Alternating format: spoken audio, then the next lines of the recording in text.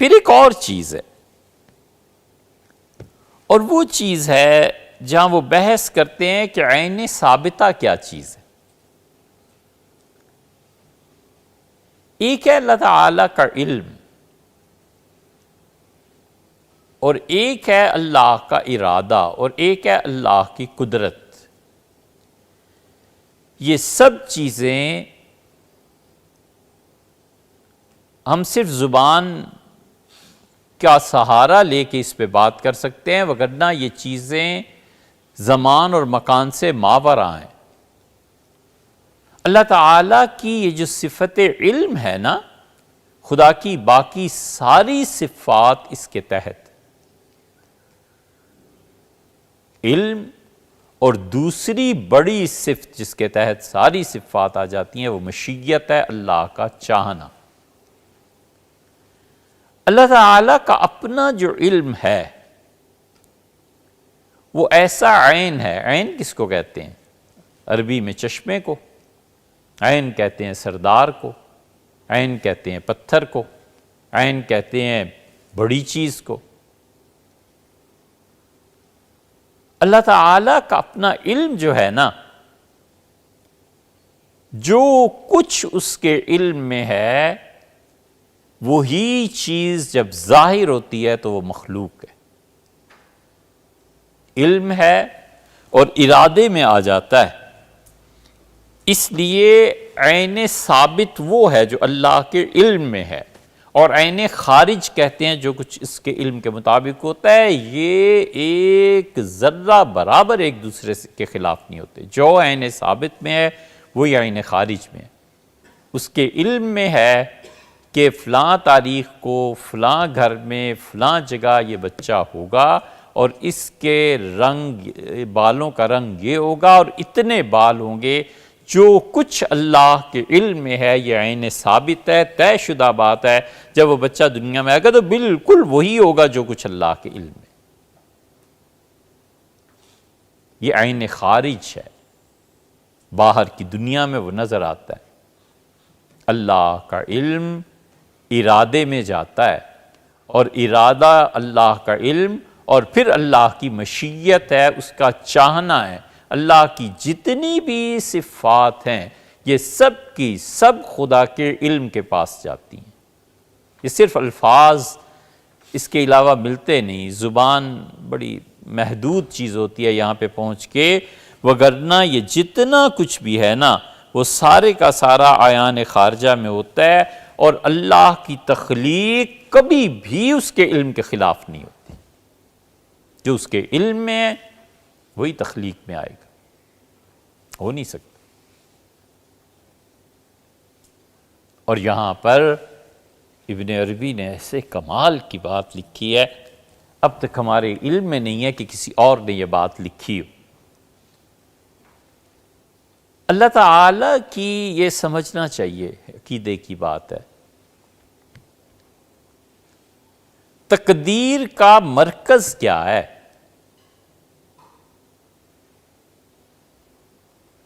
یہ جو ہم سب کہتے ہیں نا، اور یہ تقدیر پہ حدیثیں آئی ہیں، احادیث، اور تقدیر کا نہ ماننے والا کافر ہو جاتا ہے۔ تقدیر کا مرکز کیا ہے؟ تقدیر کا مرکز اللہ کا اگر علم مان لیا جائے کہ خدا کے علم میں ہے، تو تقدیر کا مرکز علم الہیہ کو بنائیں تو پھر نتیجہ ہر اعتبار سے جو بھی سامنے آئے گا تو جبر کوئی کچھ بھی نہیں۔ اللہ کے علم میں ہے نا کہ فلاں سن میں یہ ہونا ہے، کون سا جبر ہے؟ وہ تو ہونا ہی ہونا ہے، اللہ کے علم میں۔ اب کہو اللہ کے علم میں کیوں ہے، تو اس کیوں کا اب کیا جواب ہے؟ کچھ بھی نہیں، بیکار بات ہے۔ یہاں پر پہنچ کے بہت سے حقائق جو ثابت ہوتے ہیں اس پہ کیوں کا لفظ استعمال نہیں کیا جا سکتا۔ بڑی آسان مثال ہے، خلا میں کسی چیز کا وزن نہیں ہوتا، یہ تو پوچھا جا سکتا ہے کہ کیسے نہیں ہوتا، وہ بتا دیں گے سائنسدان کہ کیسے نہیں ہوتا۔ اب کوئی یہ کہ کیوں ہوتا ہے، تو کیوں کا کیا مطلب ہے؟ بس ہے۔ دمبے سے کوئی پوچھے کہ تمہارا رنگ سفید کیوں ہے تو ہے، اب کیا کرے کوئی؟ کیوں کا مسئلہ اس پہ پیدا نہیں ہوتا۔ زمین میں کشش ثقل ہے اور اس ثقل کی وجہ سے چیزیں نیچے کی طرف آتی ہیں۔ پتھر کو گرایا جائے گا تو نیچے کی طرف آئے گا، پانی کو بہایا جائے گا تو نشیب کی طرف بہے گا۔ اب کہے کیوں ہے تو کشش ثقل ہے۔ ثقل کیوں ہے؟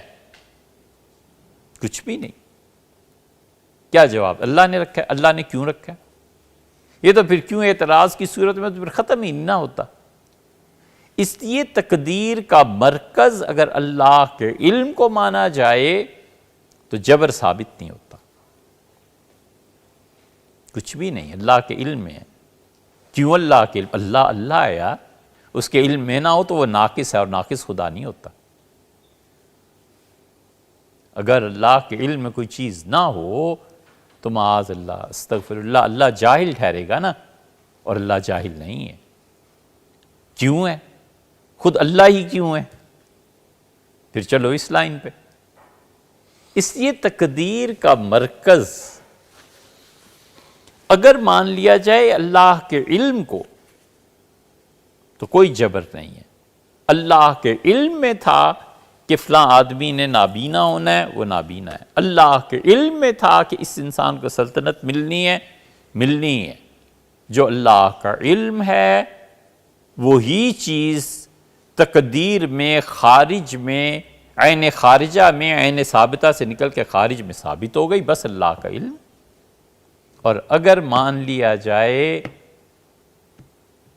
یہ آگ کا سمندر ہے آگے، اگر مان لیا جائے کہ اللہ کی تقدیر کا مرکز اللہ کی قدرت ہے تو پھر یہ سارا جبر ہے، یہ سب جبر ہے۔ قدرت ہے نا، تو کیوں موت دے دی؟ آپ زندہ رکھنے پہ بھی تو قادر ہی تھے۔ کیوں اس نے گناہ کیا؟ آپ اسے پاک نہیں رکھ سکتے تھے؟ کیوں مجھے جہنم میں پھینک رہے ہیں؟ میں نے ایسے کام کیے ہیں۔ تقدیر کا مرکز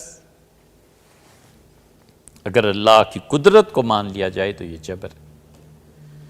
یہ ایسی بحث ہے جہاں پہنچ کے سانس رکتا ہے اور دم گھٹتا ہے۔ ابن عربی نے، امام رازی نے، اور کس نے ان مباحث میں حصہ لیا ہے؟ پورا بھرا پڑا ہے آپ کا سارا لٹریچر کہ اللہ کی تقدیر کا مرکز کیا ہے، علم ہے یا قدرت ہے۔ اگر قدرت کو مانے تو سب کچھ جبر ہے، اگر علم کو مانے تو کوئی جبر نہیں۔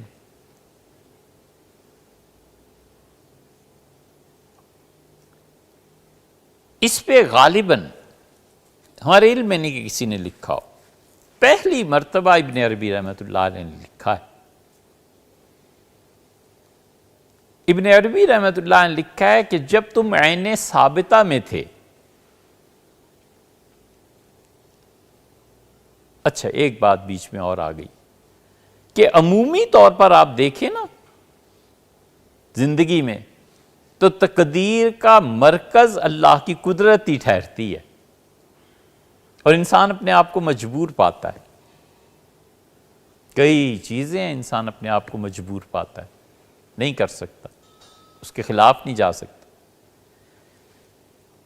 حضرت رسالت پناہ صلی اللہ علیہ وسلم کی وہ جو حدیث ہے نا، وہ بہت اس معاملے میں ڈرا دینے والی۔ ایک آدمی نے اپنی خواہشات کا ذکر کیا تھا، ان ساری احادیث کا مجموعہ جو ہے اس کا خلاصہ یہی ہے۔ تو رسول اللہ صلی اللہ علیہ وسلم نے فرمایا دونوں مقامات پہ اس نے اولاد سے بچنے کی کہ اور اولاد نہ ہو اس کی بات کی، تو آپ نے فرمایا کچھ کر لو، جو جس نے آنا ہے سو آنا ہی ہے۔ مطلب یہ کہ اللہ کے علم میں جو چیز ہے وہ اس عین ثابت سے نکل کے عین خارج میں آئے گی، اس نے آنا ہی ہے، تم کچھ بھی کر لو۔ جبر ہو گیا۔ اور اس سے خطرناک وہ جو بہت شدید چیز ہے نا، اس نے کہا اللہ کے رسول ان معاملات میں کیا؟ تو رسول اللہ صلی اللہ علیہ وسلم نے فرمایا تم میں سے جس کی تقدیر میں جتنا حصہ اس بدکاری کا لکھ دیا گیا ہے وہ پہنچ کے رہے گا، تم کچھ کر لو۔ زیادہ سے زیادہ ابن عربی رحمۃ اللہ نے لکھا ہے کہ وہ واقعہ ظاہر میں نہیں ہوگا مگر خواب میں ہو جائے گا۔ وہ کہتے ہیں اللہ کا جو عین ثابتہ میں جو چیز تھی نا، اس کے علم میں اس نے ظہور پذیر ہونا ہی ہونا ہے، وہ اللہ کا ارادہ ہے۔ تم نے ظاہر میں کچھ نہیں کیا، خواب میں ہو گیا، چلو۔ اور اس کی دلیل بھی بڑی اچھی دی ہے۔ انہوں نے اس کی دلیل یہ دی ہے کہ وہ کہتے ہیں کہ قرآن کریم پہ غور نہیں کرتے۔ حضرت ایوب علیہ السلام نے یہ قسم کھا لی کہ وہ اپنی بیوی کو اتنے درے لگائیں گے، تو اللہ تعالیٰ نے فرمایا کہ اچھا تم اپنی بیوی کو اتنے درے نہیں لگاؤ، خذ بیدک ضغثاً، اپنے ہاتھ میں ایک درخت کی شاخ پکڑ لو، فضرب، اور اس کو مارو، فضرب بہی، اس کے ساتھ، ولا تحنث، تمہاری قسم نہیں ٹوٹے گی۔ تو کہاں درے اور کہاں ایک شاخ کا ایسے لگا دینا۔ تو وہ کہتے ہیں کہ جو اللہ کے علم میں تھا وہ جب عین ثابتہ سے عین خارجہ میں آیا تو اس سے اللہ تعالیٰ نے دروں کی بجائے شاخ میں تبدیل کر دیا۔ اسی لیے عین ثابتہ میں اگر کوئی چیز ایسی اس کی تھی اللہ کے علم میں، تو عین خارجہ میں جب آئے گی تو جسمانی طور پر نہ صحیح خوابی طور پہ ہو جائے گا یہ کام۔ بڑی مشکل بحث۔ ابن عربی نے کمال کیا رحمۃ اللہ علیہ۔ اس لیے جو ابن عربی پہ کفر کا فتویٰ دیتے ہیں نا، اور ابن عربی کو گمراہ قرار دیتے ہیں، ہم حیران ہوتے ہیں کہ ابن عربی کو تم نے پڑھا بھی ہے، وہ کہتا کیا ہے بیچارہ۔ ابن عربی رحمۃ اللہ علیہ نے شاید اس سے پہلے ہم نے نہیں دیکھا کسی نے اس مسئلے کو حل کیا ہو۔ ابن عربی رحمۃ اللہ علیہ فرماتے ہیں کہ اصل اعتبار ہوتا ہے اصل کا۔ اصل کیا ہے؟ ہم جب عام انسانی زندگی میں اصل دیکھتے ہیں نا تو مجبوری نظر آتی ہے، جبر۔ بس کتنا رزق ملا، یار اللہ کو یہی منظور تھا۔ موت کیوں جلدی ہو گئی، اللہ کو یہی منظور تھا۔ ہزاروں خواہشیں ایسی کہ ہر خواہش پہ دم نکلے، بہت نکلے میرے ارماں، لیکن پھر بھی کم نکلے۔ جتنے ارمان تھے نا، ارمان وہ آرزو جو پوری نہ ہو پائے، اسے ہی کہتے ہیں نا۔ تو بہت سی آرزویں پوری ہوئیں، لیکن صحیح جو آرزویں پوری ہونی تھیں ہو نہیں پائیں، جبر ہے نا۔ اس جبر میں عمومی زندگی میں جبر پایا جاتا ہے۔ تو اس لیے جب اس پہلو پہ نظر جاتی ہے تو لوگ کہتے ہیں کائنات میں سارا جبر ہی جبر ہے، اختیار کہاں ہے، قدر کہاں ہے؟ قدر کس کو کہتے ہیں؟ قدر کہتے ہیں حد بندی کو، قدر کہتے ہیں چار دیواری کو، حدود کا متعین کر دینا۔ قدرم مقدورا، اللہ تعالیٰ نے حدود متعین کر دی۔ حدود متعین کرنے کا مطلب یہ ہوتا ہے کہ اللہ تعالیٰ نے اپنی مشیت سے جو چاہا سو اس کے لیے اتنا دائرہ اس کی آزادی کا مقرر کیا۔ اگر مقرر نہ ہوتا تو فساد پھیلتا۔ وَلَوْ بَسَطَ اللَّهُ الرِّزْقَ لِعِبَادِهِ، اور اگر اللہ اپنے بندوں میں سے ہر ایک کو دولت کی فراوانی دے دیتا، لَبَغَوْا، تو اس زمین پہ کوئی خدا کو ماننے والا سب بغاوت میں چلے جاتے۔ تو عمومی طور پہ جبر زندگی میں محسوس ہوتا ہے۔ مولانا نے لکھا، ابن عربی رحمۃ اللہ علیہ، وہ کہتے ہیں جبر نہیں ہے، تم اصل میں دیکھو کیا ہے۔ پھر وہ کہتے ہیں اصل میں جب تم عین ثابتہ میں تھے، جب تم اللہ کے علم میں تھے، اس وقت تمہیں اختیار دیا گیا تھا پورا، اور اس وقت جو کچھ بھی تم تھے خدا کے علم میں، تم نے جو کچھ مانگا اللہ نے وہ دے دیا۔ اللہ نے مکمل اختیار وہاں دیا تھا۔ وہ کہتے ہیں اس وقت جو جس نے مانگا فرمایا ہم دے دیں گے، بس جس نے جتنی نیکی طلب کی دے دیں گے، گناہ طلب کیے دے دیں گے، فرعون نے سلطنت مانگ لی ہوگی دے دیں گے۔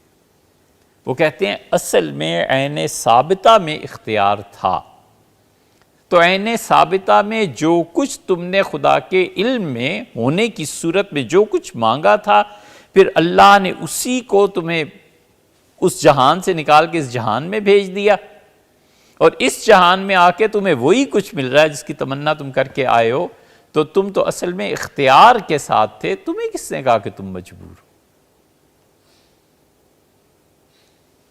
اب کوئی کہے کہ اس وقت وہ مجھے یاد نہیں، تو یاد نہیں ہے، بہت سی چیزیں یاد نہیں ہیں، دنیا میں آنا یاد ہے، کچھ بھی یاد نہیں ہے، لیکن وہ عین ثابتہ میں جو اختیار تھا، وہ جو اس جہان میں تھا، جب اللہ کے علم میں تھے تو تمہیں پورا اختیار تھا، وہاں سے تم چلے وہ ساری چیزیں لے کے جو تم نے خدا سے تمنا کی تھی۔